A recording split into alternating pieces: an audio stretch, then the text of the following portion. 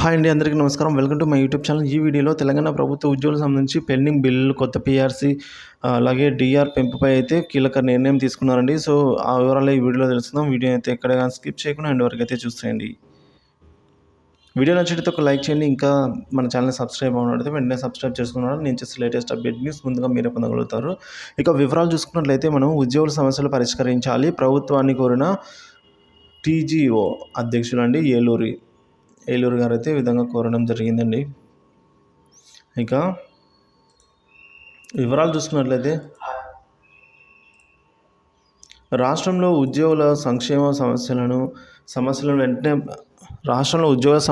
వెంటనే పరిష్కరించాలని టీజీఓ రాష్ట్ర అధ్యక్షులు ఏలూరు శ్రీనివాసరావు అయితే ప్రభుత్వాన్ని కోరారండి. ఈ మేరకు గురువారం నాంపల్లిలోని కార్యాలయంలో టీజీఓ రాష్ట్ర కార్యవర్గ సమావేశం జరిగింది. ఈ సందర్భంగా ఆయన మాట్లాడుతూ సమావేశంలో తీసుకున్న నిర్ణయాలను వెల్లడించారండి. సిపిఎస్ను రద్దు చేసి ఓపీఎస్ను వెంటనే పునరుద్ధరించాలని, అలాగే ప్రభుత్వం ఉద్యోగుల కాంట్రిబ్యూషన్ సమాన నిష్పత్తిలో చేసే ఈహెచ్ఎస్ను అయితే అమలు పరచాలని, ట్రస్ట్లో ఉద్యోగులకు సమాన భాగస్వామ్యం ఉండాలని అన్నారు. ఉద్యోగులకు పెండింగ్లో ఉన్న 3 డిఏలను వెంటనే చెల్లించాలని, ఎన్నికల కమిషన్ అనుమతి తీసుకుని విడుదల చేయాలని అయితే, అలాగే తెలంగాణ రాష్ట్ర ఆర్థిక శాఖలో పెండింగ్లో ఉన్న అన్ని బిల్లులు వెంటనే చెల్లించాలి.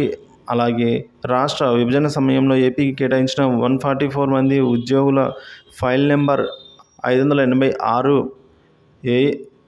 ఏఎస్ఆర్జీసీ అలాగే 2024 వెంటనే వారికి ఎన్నికల సంఘం అనుమతి తీసుకుని రాష్ట్రానికి రప్పించాలి అని, అలాగే జీవో నెంబర్ 317పై తలెత్తిన అన్ని ఫిర్యాదులను త్వరితగతిన పరిష్కరించాలి అని, 2వ పీఆర్సీని ఐఆర్ను 5 నుంచి 10% పెంచాలి అని, వైద్య ఆరోగ్య శాఖకు చెందిన జీవో నెంబర్ 142ను పునఃసమీక్షించాలి అని, కొత్త జిల్లాలతో అదనపు క్యాడర్ స్ట్రెంత్ను మంజూరు చేయాలి అని, ఎన్నికల కోడ్ ముగిసిన వెంటనే సాధారణ బదిలీలు కౌన్సిలింగ్ పద్ధతిలో నిర్వహించాలని, జిల్లా, డివిజన్, మండల స్థాయిల అధికారుల పట్ల అవమానకరంగా ప్రవర్తిస్తున్న కొంతమంది జిల్లా కలెక్టర్లపై తగిన చర్యలు తీసుకోవాలనేవి తాము ప్రధానంగా డిమాండ్ చేస్తున్నామని అయితే ఈ తీర్మానంలో ప్రతులను అయితే ప్రధానంగా కార్యదర్శికి, మంత్రివర్గ ఉపసంఘానికి, అలాగే త్రిసభ్య కమిటీకి అయితే అందజేయడం జరుగుతుంది అని అన్నారు అండి. ఇక ఈ విధంగా సమావేశంలో టీజీఓ రాష్ట్ర కార్యదర్శి